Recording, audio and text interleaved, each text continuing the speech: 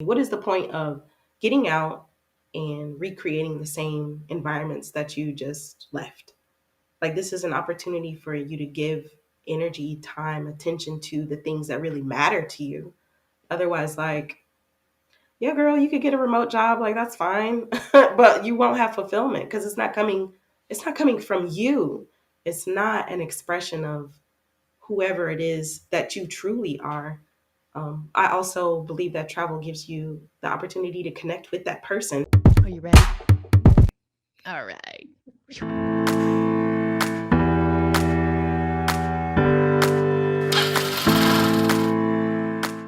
Welcome to the Remote Work and Travel Show. I'm your host, Nora Dunn, and in this series, I speak with ordinary people who have extraordinary travel lifestyles and remote careers to get the real dirt on what it's like to travel long-term while working remotely. Now, while you are busy subscribing to this series and mashing the like button, scroll down a little bit further, and you will see in the show notes or description a link to your very own free checklist of 10 things to do before you travel long-term. This will give you a sense of the sort of things that you need to think about and plan for before you hit the road, so that when you do hit the road, you will travel effectively, stress-free, and you will be productive while you're working abroad. My guest today is Wanda Duncan. Wanda is the founder of Black Women Travl, a brand that creates conversations, resources, and community for Black women travelers to help us embrace wholeness, travel better, longer, and make money online. She's been working and traveling as a digital nomad since 2016, and she started the group Black Women Digital Nomad Entrepreneurs. She's the executive producer of the weekly show Black Women Travl podcast, and she's an event producer for the annual travel conference International Black Women Travl Jubilee, which includes the first ever Black Women Travl Awards. Welcome to the show, Wanda. Thank you for joining me. Hi, thanks for having me. I'd love to talk to you a little bit about your digital nomad lifestyle. You've been a digital nomad and entrepreneur since 2016, but I believe you did try to hit the road in 2010 and that didn't work out so well for you. What happened? So I did all the wrong stuff that one person can do. You pack too much, and I got a storage unit. Never recommend that. Please do not get a storage unit. I left my car at a friend's place.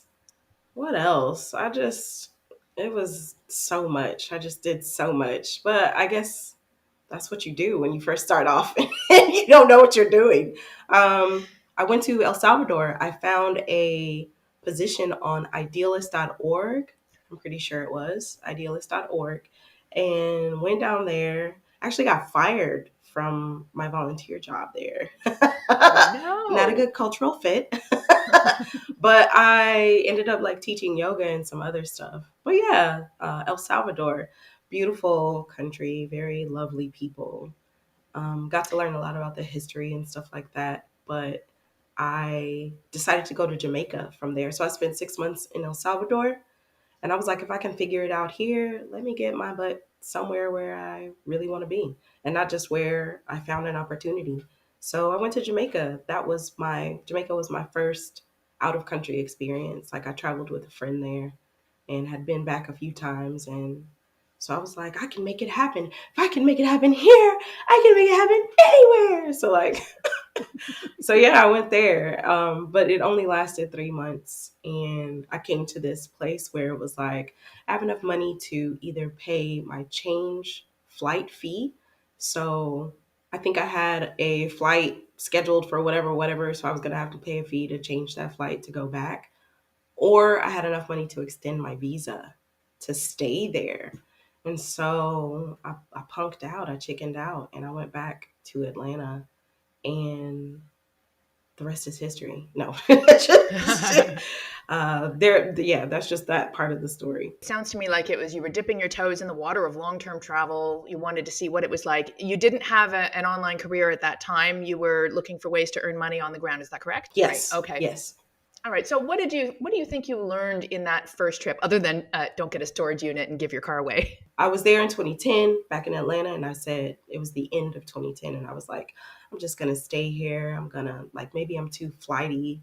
I just need to do this thing because like everybody else is doing it. Like, this is fine, right? Like, other people make it work. It's Atlanta. Come on. So I started doing some like music tech stuff. Like I had an app built and there were some events I was producing and got ripped off by some producers. So I had my way with it, and that wasn't enough, and it was never going to be enough. And I needed to believe and trust in myself to figure things out and to make things work. And so I just made a decision. I think it was like 2015 or 2014, because I think 2015 I spent like saving aggressively, like while still traveling somehow. I don't know how I managed that. I guess being single and like not having to have any responsibilities outside of that.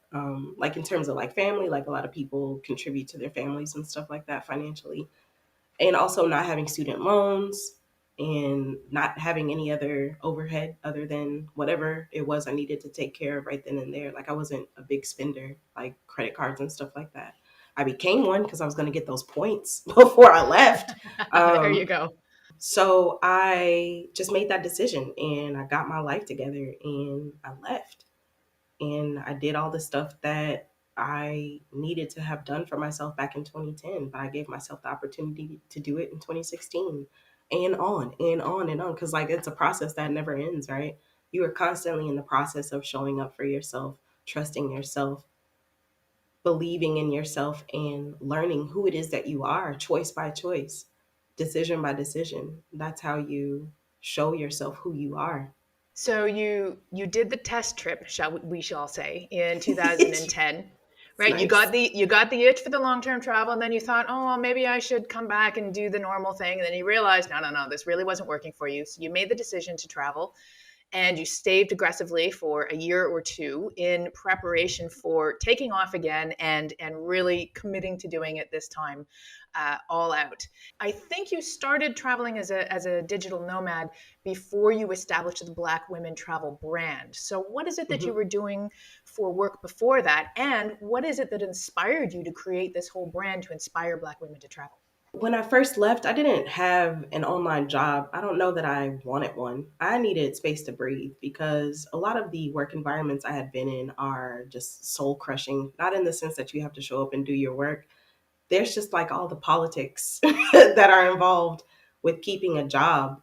You can't just go and do your best and leave. They want so much more from you. And I just found it to be super taxing as a creative person and never being able to channel my creativity into the work that I was being paid to do. So I called it my freedom runway. What I did before I left was I didn't just save money. I was doing like all the research one possibly could. I was finding people who were already in the space, who were already making it work and seeing what they were doing so that I could see if any of those things would work for me. So, accommodation, as we know, is the highest cost you're going to have. So, I got a trusted house sitters membership. I tried to get some house sits before I left the States. That didn't work out, but it didn't matter because that company is actually a British company. And I was actually supposed to start in Asia. Like, I was going to fly to Japan and then from Japan go to Vietnam. But I was on a buddy pass and it was around Christmas and they were not they were not taking people. They were like things over people for these flights. So we'd rather just max out on the what is it like the load, Right. the The weight. luggage and cargo. Yeah. Right. Versus like bringing people. So I just went up to the Delta desk and I was like, hey girl, where can I go? They were like, London's wide open. And I was like, book it. And I was on the flight to London. I showed up like several times to the airport, like, today's gonna be the it's not today. Today's gonna no, not today either. So after I finally got underway, I arrived in London wasted off of champagne because it was New Year's Eve and I had nowhere to stay. So I had to get my laptop out and put some of those points to use, right? So found myself a place to stay, found myself a house sit, and I just got busy exploring the stuff that I was actually interested in doing. I was doing some website development, I was doing some coding, like learning coding. I was playing around with graphic design, like all kinds of stuff, whatever it was I wanted to do. Since I had the biggest cost out of the way, and these house sits are like for months at a time, then I gave myself that space to explore. I gave myself the space to decompress and be somewhere new and go outside and take pictures and breathe and just exist in my skin and not carry with me how I felt in how disempowered specifically.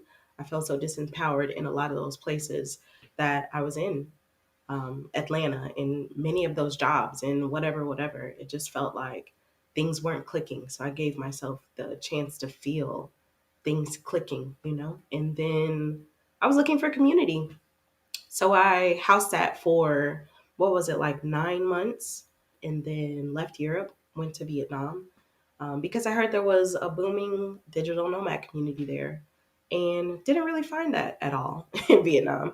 Even when I went to Chiang Mai, I think it was another 9 months later, like there were people there, but they weren't my people. So I wanted to create digital spaces. It's like the great thing about digital is not being reliant upon physical places in order to bring people together. So I reached out to a couple of women that I knew who were out there in the international streets doing their thing. And I said, hey, I want to create a group for us. And they were like, yeah, girl, go ahead, create it. You know how people are when you propose an idea to them. Now, having skin in the game is a whole nother matter. And I'm learning so much more about that now. But I created the group, Black Women Digital Nomad Entrepreneurs. I think it was um, April of 2017, and then made some other stuff from there. And you have thousands of people in this group now, and I definitely want to dig more into the brand and how you're nurturing this brand. But before, I want to step back into your travel strategy, because you Yeah. started traveling full time in a similar way to how I did it, in that I didn't have Mm-hmm. an online career either. I just knew I had to Mm-hmm. go, and I would figure it out along the way. And also, like you, I got free accommodation as a way to subsidize my travels. And in fact, actually, I can now say that I saved over $100,000 by getting free accommodation in my first 10 years on the road. And it's a fabulous way to get a really culturally immersive experience. And I can say that it was definitely nice to be able to travel and experience travel and figure out how to travel first before really getting dug in with the online entrepreneurship Mm-hmm. aspect of it. The irony to all of this is, however, that my advice to people who are getting started these days on the road is get the foundations of your online business in place before you hit the road. Because if you're trying to travel long term, concurrent to establishing your business, there's a lot of balls to juggle, and you're consistently, in my experience, I was consistently sacrificing one or the other, right? I was either sacrificing the travel experience to sit in, a room and work on my online business, or I was sacrificing the business to try to figure out how to be a full-time traveler. What was your experience, and what would you advise somebody to do with this retrospect? So I certainly think it's more nuanced than that, because how are you supposed to create an online business in the exact same environment where things are not the best? Because that's often what makes us want to leave in the first place, is like there's an unfulfillment there. And so you're coming home to your apartment every day in your same environment, or if you're living with people, like whatever that looks like for you, in the same city that you already know, that you've probably never really explored as a tourist. They say explore your hometown like you are a tourist. Like we don't do that. Like we just have a routine, right? And so it can be difficult to see something different. And like, how in touch are you really with other people who are like-minded? And often not. And so you're having these same thoughts, being in the same place around the same people, and I think it can be difficult for you to come up with something different. And also, speaking to the part where there's a sacrifice, as long as I'm traveling, I'm good.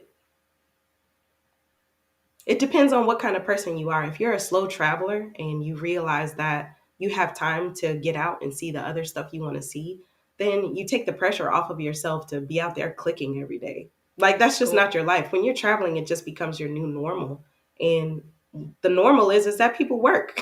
So like you're not gonna spend it depends on how you set it up. So I think it's definitely a perspective thing. It can be possible for you to get some type of headway, some type of foothold into whatever it is that you think you want to create. And the truth is you have no idea. You could follow the exact same steps, that anyone else under the sun has done in order to create their brand. You're going to have a different result just because you're a different person. So give yourself a lot of grace when it comes to that. You just got to stumble through it and you'll see what starts to click. You have to stay curious to see what starts to click. So it could be possible. I'm not saying it's impossible. I believe that many things are possible. But also with that, sometimes the travel helps to get your creative juices flowing because you're somewhere else. You're someone else. I think that what happens is you see yourself differently and people see you differently as well because you're used to being around the same people who see you the same kind of way or like you have an idea of how they see you, right? Oh, that's Nora, she's this or that. Cool. Versus like someone who doesn't know you, like are you a local or are you a foreigner? Like who's this girl? What's she about? And so there's like this newness and this freshness that you start to experience within yourself just because you're out of your home environment, your known environment. I think that you just have to find what works for you and give yourself the opportunity to figure things out. There can be some stress if you don't have a strategy in terms of having some costs taken care of so that you have more of a runway. If you're not good at budgeting and stuff like that, that's something that a skill that anyone can learn that you'll definitely need to be more in touch with just so that you don't stress yourself out. If you spend too much time in your spreadsheets and on your logical side, your creativity is not going to be able to click in for you to come up with these amazing ideas of what it is you truly want to do, like from your heart. Which that's what I advocate for anyone in my community. What is the point of getting out and recreating the same environments that you just left? Like this is an opportunity for you to give energy, time, attention to the things that really matter to you. Otherwise, like, yeah, girl, you could get a remote job, like that's fine, but you won't have fulfillment because it's not coming from you. It's not an expression of whoever it is that you truly are. I also believe that travel gives you the opportunity to connect with that person. You just got to figure out what works for you. For me, if you're on the road, it's a win anyway, and let the rest of it figure itself out, but also have some risk management in there in terms of budgeting and maybe seeing where you could cut back on costs so that you can lengthen the amount of time that you have to figure things out. So you definitely had the financial savvy to know that to know how to keep your costs low. You had the money saved, and you gave yourself the experience of travel to allow your career ambitions to flourish. And I know you tried a few different things, and then the thing that locked in for you was the Black Women Travel and Digital Nomad community. And you created this. A lot of entrepreneurs create businesses first and foremost to solve a need that they have, and they recognize that other people have the same needs. So this is what you did. You provided this space for Black women travelers.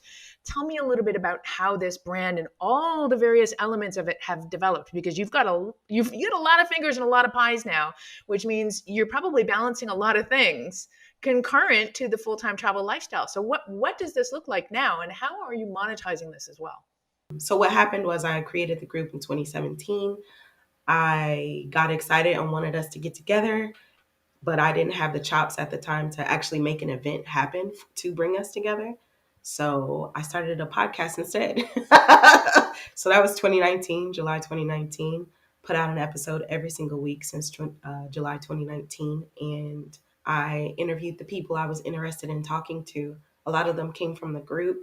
And then I found a community on Twitter. And what I loved about them was they'd be like, hey, it's not just me out here traveling. Like, here's 15 of my homegirls. And so I love that kind of support on that was happening on Twitter. There's something happening on Instagram, but it was more of the showy, flying dress. Not that there's anything wrong with the flying dress, but maybe more vacationers, I would say, or something like that. I still don't know. But anyway, so I'm interviewing all these ladies and I'm again getting excited. I was like, we need to get together. Let's have a conference. We can share these resources and do this, and that. Like, I love getting people together.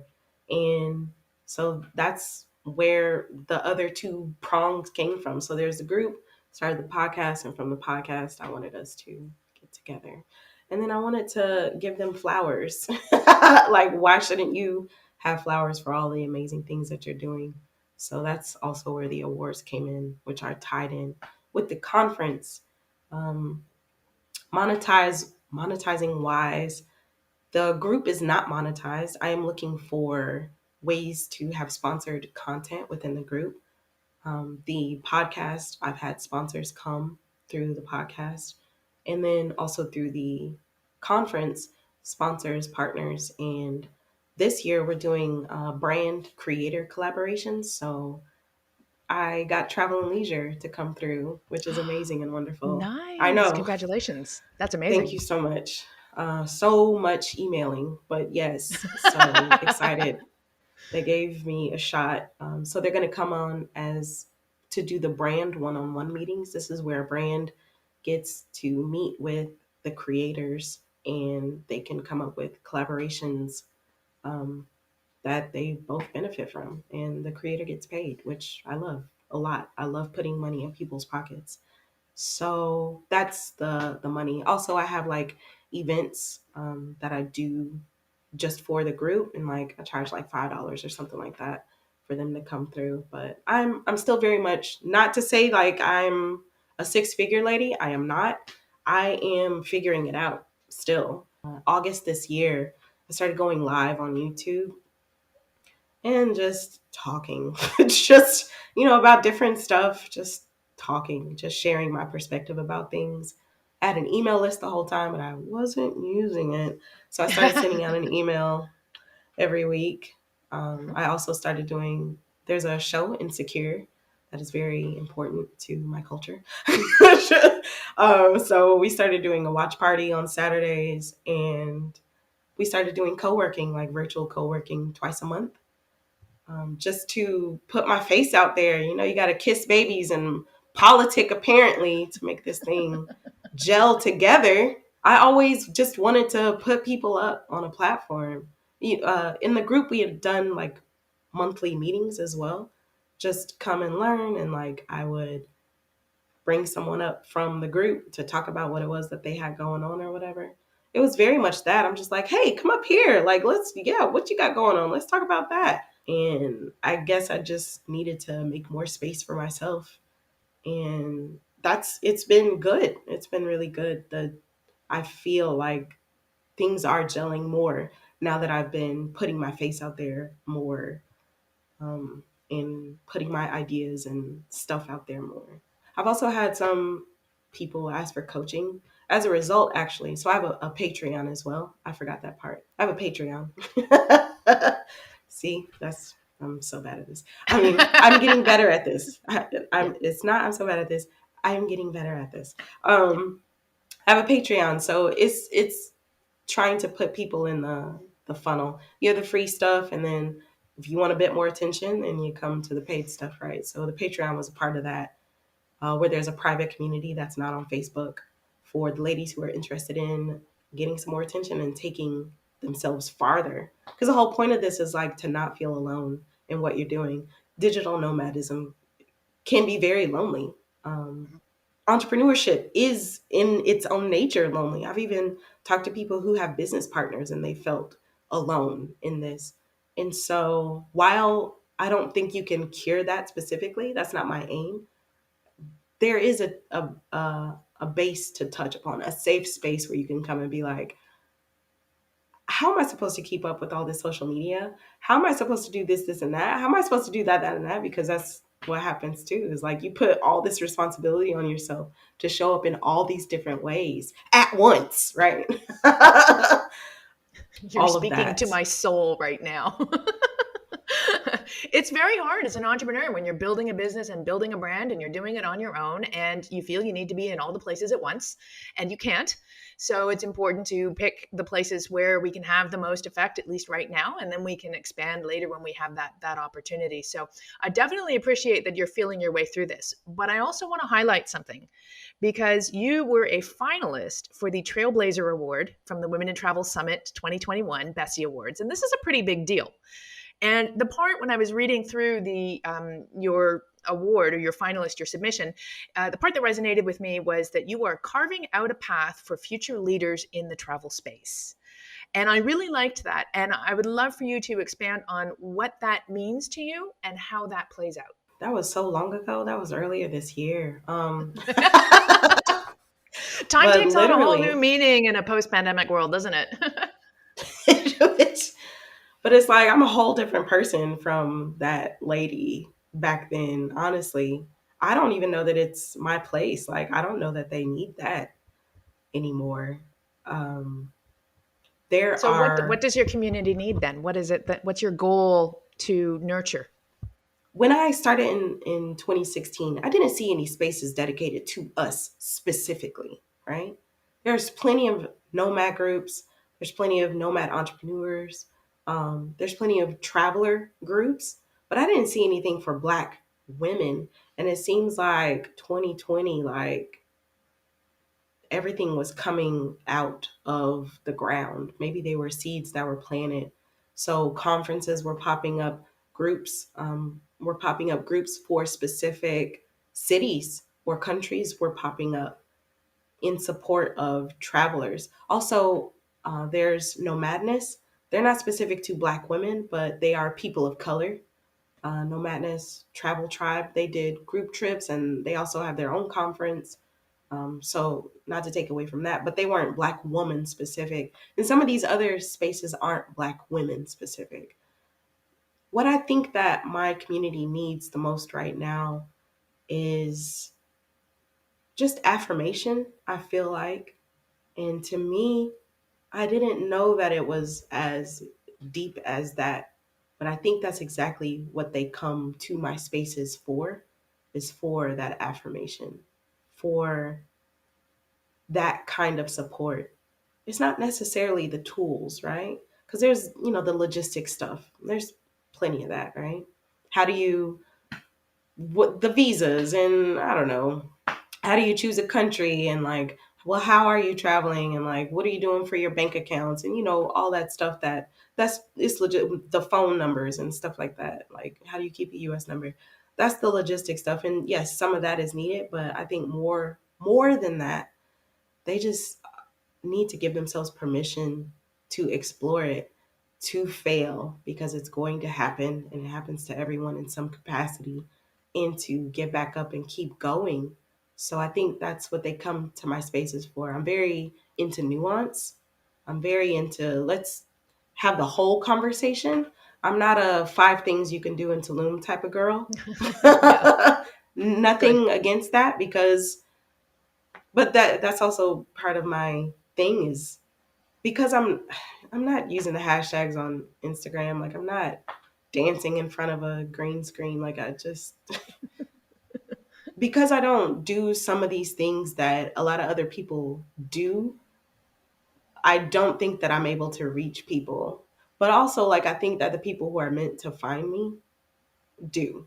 There's always this pull. There's this pull to be popular. There's this pull to be seen. There's this pull to use all the tips and the tricks in order to get your face out in the streets. And I think you just have to decide if that's you. And if it doesn't make you happy, then don't do it. But like, you still have to do some stuff. And so, like, what is that compromise? So I'm still working through that. But I think that mostly what they come to me for is because I have these heart centered conversations. I talk about what it means to, like, how it's no joke to, you mean you want all three of these things? You want to travel, you want to make money while you travel, and you want to be like a whole embodied human being. Like, what do you, like, but I don't know that they even realize the embodied part and how important that is. If you are not an embodied person, what that means is, like, you're not in touch with yourself. You're not in touch with what you want. You're not working from the inside out. You're very much working from the outside in, and what other people have put on you, what you think other people think of you, what you see other people doing versus what I'm talking about, which is what you want. And knowing that, and knowing who you are, and operating from that vantage point. Otherwise, you're just, like I said, not going to have that fulfillment. So those are the three things that I generally talk about. And I try to, like, weave a story and weave a tale using all three and everything that I do, the travel, the wellness, in the entrepreneurship slash online business. So So, do you have any final words of advice for anyone who's looking to hit the road long term or full time while working remotely? do it. Do it scared. Do it nasty. Do it scrappy. Do it polished. But do it. However that looks. Trust yourself. Build trust in yourself. Get resourceful. Ask for help. And if you ask the wrong person at the wrong time, don't sweat it. Keep asking. Somebody's gonna be out there to help you. Join communities where you think that you'll have the support and assistance that you need. And if it's not the right community, don't give up.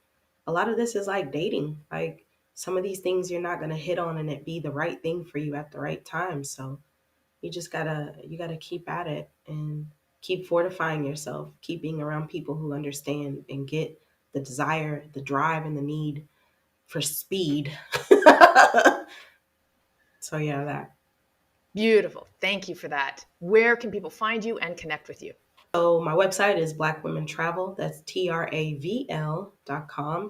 On there, you'll see the community, Black Women Digital Nomad Entrepreneurs. Very specific, right? The podcast, Black Women Travl Podcast. Also information for the Patreon. I also accept donations to support this work. PayPal, coffee, buy me a coffee. I'm everywhere, honey. In terms of like social media, usually I'm on the Black Women Travl podcast accounts. That's BWT Pod, Instagram, Twitter. I'm even on LinkedIn if you search for it, and Facebook, of course. So yeah, I love connecting. I love talking to people. You don't necessarily have to be Black or a woman, and certainly not to support. So I will see you out there, good, kind-hearted people. Brilliant. Thank you so much for joining me today, Wanda. This has been a pleasure. I'm Nora Dunn. I'm otherwise known as the Professional Hobo, and I will catch you next time.